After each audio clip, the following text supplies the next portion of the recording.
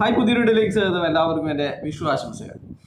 അപ്പോൾ കഴിഞ്ഞ ദിവസം അബ്ദുൾ ബാരിയുടെ ഹൈറിച്ചിൻ്റെ ലീഡറായ അബ്ദുൾ ബാരിയുടെ ഈ കേസ് ഒതുക്കൽ മാഫിയയുടെ തലവനാണ് ഇദ്ദേഹവും അബ്ദുൾ ബാരിയും അയ്യൂബ് ഖാനൊക്കെയാണ് കേസുകൾ ഇല്ലാതാക്കാൻ വേണ്ടി അഹോരാത്രം പ്രവർത്തിക്കുന്ന രണ്ട് ലീഡർമാർ.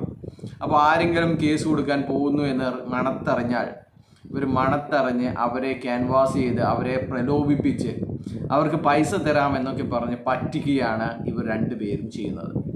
അപ്പോൾ നിരവധി ഇത്തരത്തിലുള്ള കാര്യങ്ങൾ നമുക്ക് എല്ലാവർക്കും തന്നെ അറിയാവുന്നതാണ്. ആരെങ്കിലും കേസ് കൊടുക്കൂ എന്ന് പറഞ്ഞു കഴിഞ്ഞാൽ അവരെ സ്വാധീനിക്കാൻ ശ്രമിക്കും. നിങ്ങൾക്ക് പൈസ തരുമെന്ന് പറയും. നമ്മുടെ കേസ് അവസാനിക്കാറായി, അതുവരെ വെയിറ്റ് ചെയ്യൂ എന്ന് പറഞ്ഞിട്ട് അവരെ ഒരു കൺഫ്യൂഷൻ ഉണ്ടാക്കും. അവരുടെ ഒരു കൺഫ്യൂഷൻ ഉണ്ടാക്കും. അപ്പോൾ ഇദ്ദേഹത്തിൻ്റെ അവസാനത്തെ വീഡിയോയിൽ പറയുന്ന രണ്ട് കാര്യങ്ങളെക്കുറിച്ച് പറയാനാണ് ഈ വീഡിയോ. ഇദ്ദേഹം പറയുന്നത് 24-ന് എങ്ങനെ വിധി വരുന്നതിന് മുമ്പേ കാര്യങ്ങൾ മനസ്സിലായി. 24 പറയുന്നത് അസത്യമായ വാർത്തയാണ്. സത്യസന്ധമായ വാർത്തകൾക്ക് വേണ്ടി നമ്മൾ കാത്തിരിക്കാമെന്നാണ്. നമുക്കറിയാം, നമ്മളൊക്കെ കോടതിയുടെ ഗൂഗിൾ മീറ്റ് നമ്മളൊക്കെ കണ്ടതാണ്. അതിൽ ജഡ്ജ് അവസാനം വിധി പറഞ്ഞു കൊടുക്കുന്നുണ്ട്, ഞാൻ ഇങ്ങനെയൊക്കെയാണ് എന്ന്. അപ്പോൾ നിങ്ങൾക്ക് വേണമെങ്കിൽ ഇഡിക്ക് ഒരു അപ്ലിക്കേഷൻ കൊടുക്കാമെന്നും അത് പരിഗണിക്കണമെന്ന് ഞാൻ പറയുന്നില്ല എന്നും നിങ്ങൾക്ക് വേണമെങ്കിൽ അത് തള്ളിക്കളയാമെന്നും അദ്ദേഹം പറഞ്ഞു കൊടുക്കുന്നുണ്ട്. ഞാൻ അലോ ചെയ്യണമെന്ന് പറയുന്നില്ല, ഞാൻ ഷാൾ എന്നാണ് പറയുന്നത്, അങ്ങനെയൊക്കെ പറഞ്ഞതാണ്.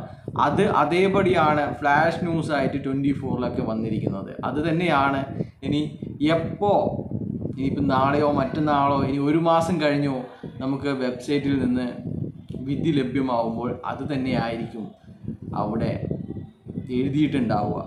പക്ഷേങ്കിൽ ഇദ്ദേഹം പറയുന്നത് നമ്മളിപ്പോൾ കേൾക്കുന്നതൊക്കെ കളവാണ് എന്ന രീതിയിലാണ്.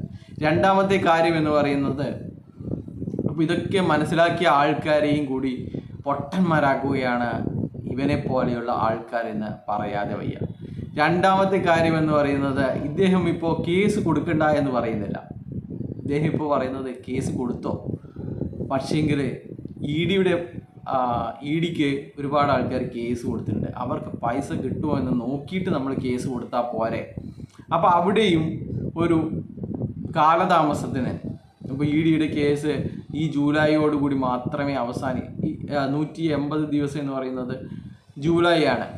അതും കോടതി പറഞ്ഞതാണ്, ജൂലൈ വരെയാണ് അഡ്ജുഡിക്കേറ്റിംഗ് അതോറിറ്റിക്ക് അതിൽ തീരുമാനമെടുക്കാനുള്ള സമയപരിധി എന്ന് പറയുന്നത് ജൂലൈ വരെയാണ്.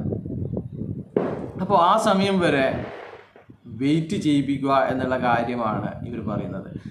അപ്പോൾ അതിന് ശേഷം ഇവരെല്ലാവരും തന്നെ ഇവരുടെ പാട്ടിന് പോവും എന്ന് ഇവർക്ക് നന്നായി അറിയാം.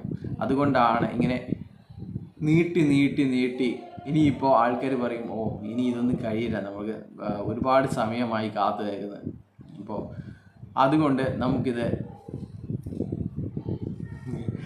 പോയി എന്ന് കരുതാമെന്ന് വിചാരിച്ച് ഇവർക്ക് ആരും തന്നെ ഇതിൻ്റെ തുടർ നടപടികളിലേക്ക് കടക്കില്ല. അപ്പോൾ ലാഭം എന്ന് പറയുന്നത് ഈ 700 രൂപയ്ക്കും 800 രൂപയ്ക്കും പുതപ്പും ചായപ്പൊടിയൊക്കെ വിറ്റ് കോടികൾ സമ്പാദിച്ച ഇവർക്കെതിരെയുള്ള പരാതികൾ ഇല്ലാതാവും എന്നാണ്. എങ്കിലും ഇഡിയും CBI ഒക്കെ ഇവരെ പൊക്കു എന്നുള്ളത് വേറെ കാര്യം. പക്ഷേങ്കിൽ ഇവർക്ക് പെട്ടെന്നൊരു പൈസ എടുത്തു കൊടുക്കേണ്ട ആവശ്യം ഉണ്ടാവില്ല. അതാണ്, അല്ലെങ്കിൽ ഇത്തരത്തിൽ ആൾക്കാർ വന്നിട്ട് പ്രശ്നമുണ്ടാക്കുന്നത് ഒഴിവാക്കാൻ വേണ്ടി ഇത്തരം കളവുകളിലൂടെ ഇവർക്ക് സാധിക്കും എന്നതുകൊണ്ടാണ് പഠിച്ച കള്ളന്മാരായ ഇവരൊക്കെ ഇത്തരത്തിലുള്ള വളച്ചൊടിക്കലും അസത്യവുമായ വാർത്തകൾ അല്ലെങ്കിൽ യൂട്യൂബ് വീഡിയോകൾ പടച്ചു വിടുന്നത് എന്ന് മനസ്സിലാക്കുക എന്ന് മാത്രമേ പറയാനുള്ളൂ. കേസ് കൊടുക്കുകയോ അത് ഹൈറിച്ചിന് ദാനം കൊടുക്കുകയോ ലീഡർമാർക്ക് ദാനം കൊടുക്കുകയോ എന്നൊക്കെയുള്ളത് നിങ്ങളുടെ മാത്രം ഇഷ്ടമാണ്. Okay, by.